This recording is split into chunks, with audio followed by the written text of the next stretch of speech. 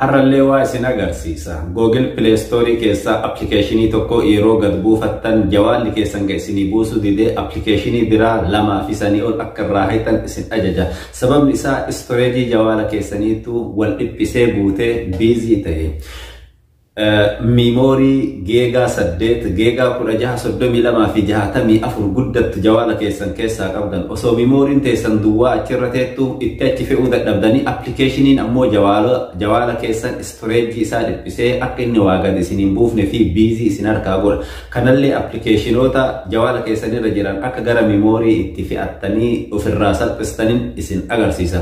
Kan biraa ammoo namoonni hedduun jawaala keessan guddinuma iskiriinaa yookiin kaameraan afur duuban ta'uu laaltaniitiin jawaalli kiyya guddaadha jettan. Jawaalli guddaa ka jedhamu iskiriinni bal'atuun yookiin kaameraa afur qabaatuun miti. Humni isaa istoreejiin isaa meeqa akka qabatuu danda'uu fi raamii meeqa akka inni of keessaa qabutu murteessaadha. Waan kana hundaa'u gaggabaabsatiin isin agarsiisa. Kan irratti argamtan kun leellisaa tuubidha. I am Oromo Faris. I am Oromo Faris. Jewar Oromo Faris.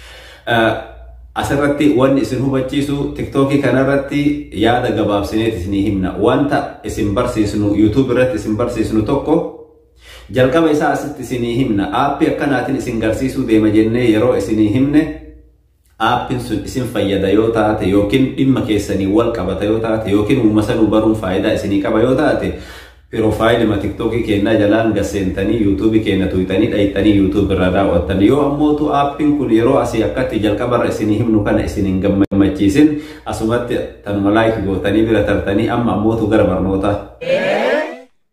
Kabajamtoota hordoftoota kiyya. Rakkoo Play Store'n waaga isinii buusuu didee bilbila irraa akka waa haytan isin gaafatuuf furmaata isaatitti osoo hin seeniin dura rakkoon bilbila keessan bira jira waan ta'eef jecha jalqaba bilbila keessaniin isin daawwachiisa. Nafaana bu'aa. Akkuma duratti jedhe guddachuun bilbila keessanii qafoon alaa guddachuudha miti. Keessi isaa storeejiin guddachuudha. Mee kana waliin laalla. Jalqabarra bilbila keessan seetingii seentu. Erga bilbila keessan seetingii seentanii hanga xumuraa ol ooftu. Xumurarra kan jiru about phone number ka jedhu kana ni cuqaastu. Erga isaa kana cuqaastanii xiqqoo harkistanii software information ka jedhu kana tuuyitu. Software information kan jedhu kana erga tuuyitan bakki kun Android version ka jedhu kun Android version isaa 10 yoo gahe bilbilli keessan bareedadha. 9 fi 8 hedduudha laafodha. 10 yoo gahe bareedadha. 11 yoo gahe caalattuu bareedadha. Kan itti aanu ammootu UL dha. Waan UL'n isaa kun 2 yoo gahe bareedadha. Argaa jirtan jedhee yaada. UL'n kun 2 yoo gahe bareedadha. Yoo 2.5 2.8 hanga 3 guddate ammootu baay'ee bareedadha. Kana fakkaata Androidin keessan yeroo 3 akka tuuxanii ilaaltanii Android keessan yeroo 3 akka tuuxanii yoo ilaaltan obsa Androidin keessan kun amma laala kiyya Androidin isaa 11 baay'ee leetastiidha. Androidin keessan bakka kanatti bifa bulee kana keessatti gurraacha ta'e 10 isinii fiduu mala.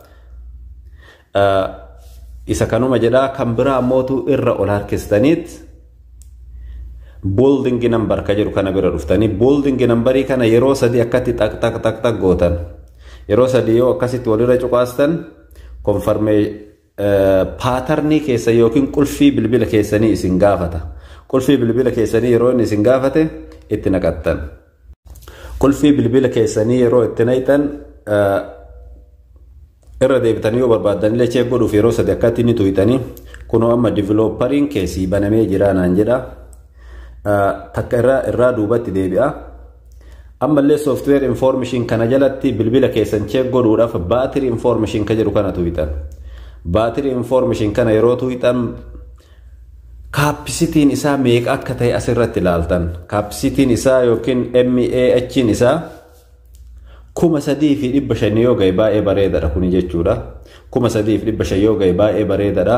3,500 ol yoo dabre ammootu caalattuu baay'ee bareedadha jechuu barbaadeeti.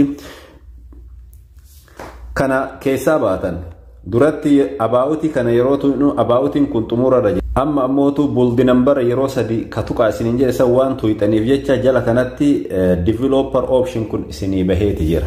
Developer optionin kun isinii ba'uun waan hedduuf application hedduutu akka isa keessatti sirraa'u isin gargaara. Jawaalli keessan memory meeqa akka qabuun murteessaadha. Storagein isaa meeqa akka ta'e ilaaluun barbaachisaadha. Storageidhaa miti raamin isaa yoo 4 fi 4 ol ta'e bareedaadha. Raamin isaa jawaala keessanii meeqa akka ta'e illee asirratti ilaaluu ni dandeettan. Fakkeenyaaf raamin jawaala kiyyaa kana kun jawaalli kiyya raamii 8 qaba. Keessan isinillee asuma irratti arguu dandeessanii kun raamin random memory ka jennuun sani. Storage isaa immoo bakka ittiin ilaaltanillee isin garsiisa. Amman tana rakkoo Play Storein waan kana isinii buusuu dideef rakkoo Play Storein waa gad isinii buusuu dideef saniif furmaanni storagein jawaalli keessanii yoo xiqqaa ta'e jechuudha. Storage keessan laaluudhaaf battery in the device ka jedhu kana ni dhuftanii yeroo isa dhuftan storage ka jedhu kana kunoo jechuudha. Storage ka jedhu kana ni ilaaltan jechuudha. Asumatti kunoo argaati jirtanii miti. Storagein kiyya amma 228 qabata. Random memory'n isaa mootu GB 8 qabatuu danda'a raamii isaa jechuudha. Raamin isaa 8 storagein isaa mootu 228 keessanillee kana ta'uu mala kanaan alallee ta'uu mala kan murteessan qabeen jawaala keessanii hagana qabeen jawaala keessanii akkaataa isin itti fayyadamtaniif murteessaadha jechuudha. Yoo jawaalli keessan storagein isaa salphaa yookiin 16 yookiin 32 yookiin 64 ta'e aappii irraa xiqqeessuu qabdan, viidiyoo irraa xiqqeessuu qabdan, fotoolee irraa xiqqeessuu qabdan. Amma gaa akka fala Play Store isinii buusuu diduu saniif aappiin asirra jiran kunniin jechuudha. Applicationoonni fuula bilbila keessaniitti irra jiran hedduun isin argitan kuni storage kanarratti fe'amanii jira waan ta'eef jecha storage keessan akka hin dhiphisneef gara memoryidhaa irraa move gochuu qabdan. Isaa kana move gochuudhaaf ammootu optionii tokkotu isin barbaachisa. Optionii san seenuudhaaf settingii keessan dhuftanii karreef waliin laalle developerii kana ni dhuftanii developerii kana yeroo dhuftan gara xumuraatitti ol harkistan hanga xumuraa ol harkistan. Xumura kana eegageettan suuta asii irra ol deebitan irra ol deemtan erga as geettanii bakka kana ni argitan jedheeti yaada isaa kana on gootan isaa kana force allow apps on external ka jedhu kana on gootaniit irraa duubatti deebitan irraa baatan jechuudha. Bilbiluma keessanuu irraa baataniit amman tana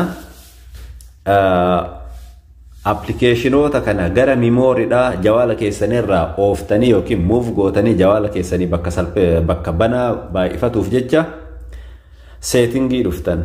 Settingii erga dhuftan settingii irra ol harkistan apps ka jedhu kanatti dhuftan jechuudha. Apps kanatti erga dhuftan applicationoonni isin gabbuufattanii fi gad hin buufatin illee bifa kanaan isin yaa'a. Amma applicationoota kana keessaa warra isin gad buufattan warra originaala jawaala wajjin hin dhufin isaa san gara memory oofuu ni dandeettan. Fakkeenyaaf anama bootimii asirraa ni qaba. Bootim kana yoo tuqe akkatti naa dhufa ol harkistanii storage ka jedhu kana tuyxan. Storage kana yeroo tuyxan kunoon argitan jedheeti yaada change ka jedhu kun isinii dhufa.